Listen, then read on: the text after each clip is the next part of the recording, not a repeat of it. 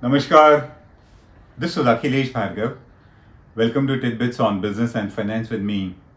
India's public sector banks are owned by the government and thus they have been a hotbed of political meddling, corruption, frauds and loans given to the most well-connected but the most unworthy borrowers. And that explains why we have a huge mountain of NPAs today, a crisis which remains unresolved and which continues to pull down the growth of the Indian economy. In our opinion, every political party has been guilty of this crime of meddling in public sector banks and the kind of wrong loans that are given by them. No party is innocent of this crime. And to us, the parties keep sparring between each other because it certainly helps to hide the truth. In the light of this, let's look at the recent controversy which has been raging in respect of willful defaulters and their write-offs. Mr. Rahul Gandhi alleges that it was on 16th of February that he asked the finance minister in the parliament for a list of the top 50 defaulters of bank loans in India. He said that information was denied to him, even though the finance minister later says that this information was surely given to him sometime on the 16th of March during the course of some parliament reply. But Mr. Gandhi maintains that on 16th of February, when he asked for it, it was denied. That led to an RTI query being filed by a person called Saket Gokhale, and he filed this with the RBI seeking details of the top 50 willful defaulters in India. And by a reply dated 24th of April, the Reserve Bank has given this list of top 50 bank loan defaulters.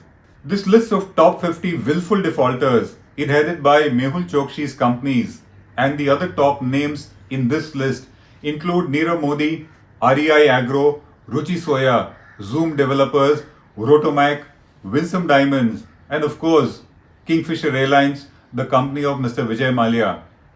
In this list, 18 defaulters are those who owe more than 1,000 crores and 25 defaulters are those which owe less than 1,000 crores. All of them substantial amounts for sure. As soon as this list was made public, Mr. Rahul Gandhi went ballistic. He tweeted that this list had been hidden from him. It was denied to him because it includes the names of Mehul Chokshi, Nirav Modi and other BJP friends, and he demanded a reply from the Prime Minister. As per the RBI query, this list was a case of willful defaulters which had also been written off as per the RBI regulations. Mr. Gandhi implied that this write-off meant that the loans had been waived, and thus the raging controversy that he created, saying that BJP's friends have benefited out of it. We think that this is certainly a case of misleading the audience. It is certainly a case of sensationalizing the entire matter for the simple reason a write-off of a loan by a bank does not mean that it has been forgiven or pardoned. It only means that it has been recognized as a loss in the books of the bank, which is mandatory. Otherwise, how do you know the real financial position of the bank? If the bank doesn't write off the bad loans as a loss, you will never come to know the actual financial position. And thus, that's a mandatory requirement. The other mandatory requirement, of course, is that even if you may have written off a loan, it doesn't mean it is waived off, it is not pardoned or forgiven. And recovery efforts continue. We are seeing recovery efforts continuing by banks against Nirav Modi, Mehul Chokshi, Vijay Mallya, and all others. In fact, we are seeing a huge upsurge in the kind of investigations which is taking place against these willful defaulters. Thus, write-off does not mean pardon or forgiven. It only means an accounting entry pursuant to certain accounting and banking regulations. These tweets of Mr. Rahul Gandhi and other Congress leaders alleging that the government had written off 68,607 crores of willful defaulter loans given to BJP friends invited a barrage of a response from Nirmala Sitharaman. In a series of ferocious tweets, she said that Mr. Gandhi was brazenly misleading and was sensationalizing the issue. She pointed out that provisioning or write-off does not mean that those loans have been waived off.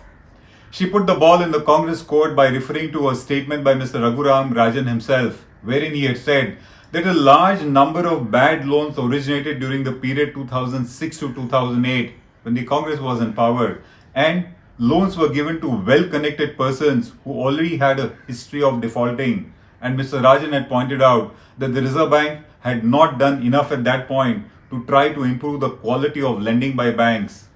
She further said that the government continues to pursue the recovery of loans from these willful defaulters, and that thousands of cases of recovery and also thousands of FIRs have been filed seeking recovery of money from these defaulting borrowers.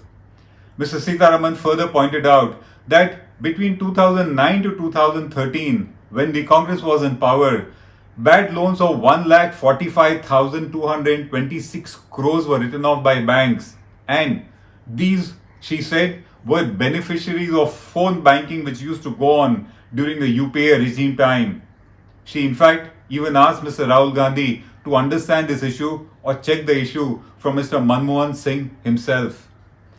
In our opinion, India faces a huge banking crisis, and all the political parties have been responsible for this crisis that we face in some way or the other, and they have all been beneficiaries of these kind of transactions in some way or the other.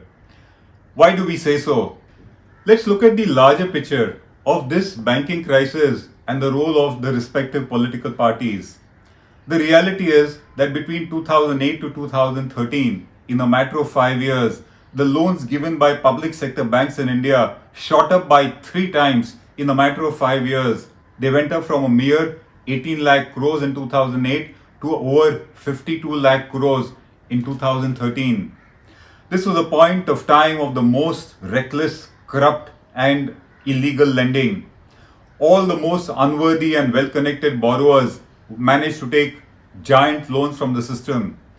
As the UK court pointed out in the case of Mr. Vijay Mallya, loans were given on the basis of papers which were wrong, financial projections were wrong, securities were not adequate or were rather wrongly valued, and in the process, these kind of NPAs got created.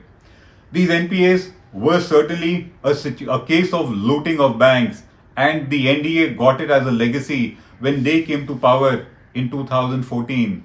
But then, when the NDA came to power in 2014, they never really assessed the seriousness of this problem early on, even though it was very evident. It was in 2015 itself, when Mr. Rajan happened to be the governor of Reserve Bank at that point of time, that the asset quality review was conducted on banks, and it became very clear that banks are infected with bad loans and they are hiding them. The NDA at that point of time needed to take immediate action, suitable action, appropriate action to cure this crisis, unaware or probably incompetent in realizing that if this crisis continued, the economy is going to suffer. Thus, they are certainly guilty of either negligence or incompetence or procrastination. But in the process, the crisis continued to fester, the NPAs continued to mount. The NDA in its wisdom thought that the IBC is going to be a cure for the NPA crisis in India, but it has proven to be otherwise. Apart from the IBC, no other suitable steps were really taken by the government to try to cure this crisis, this predicament of India on a war footing basis. And thus, because of that, the contagion effect of the bad banks or the bad loans in the banks has spread all around.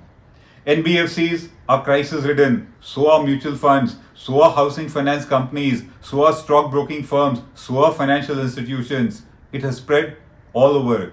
Thus, the NDA did get the NPA crisis, the huge amount of NPAs as a legacy, but it is certainly guilty of incompetence, inaction, or perhaps both. This is where the NDA gets no marks. And the NDA has been in power since 2014. It's been 6 years. It is 6 years of inaction, 6 years of incompetent action, 6 years of inappropriate strategy, because of which the NPA crisis remains unresolved. It has only become bigger and bigger. And if the NDA wants to claim that it has stopped meddling in banks and financial institutions, we certainly do not agree with it. See how SBI was compelled to buy a stake in Yes Bank, 10,000 crores, or rather more, which has been put at stake. And see how LIC was made to put 55,000 crores on the table in order to buy a bankrupt IDBI bank.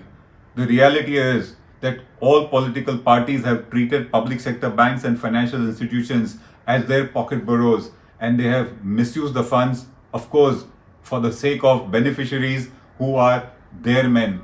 This is Akhilesh Bhargava signing off till we meet again. Namaskar. Now be the first to know about the latest updates on our new news app. Go on your Android or iOS, search for HW News Network. Download our app, choose the language you prefer to get updates in, and be up to date with the latest news. If you like this video, please share it, and we would love to hear your comments in the comments section down here. Also, please do like our Facebook page and follow us on Twitter to get minute-to-minute news updates. For more such shows and videos, well, subscribe to our YouTube channel.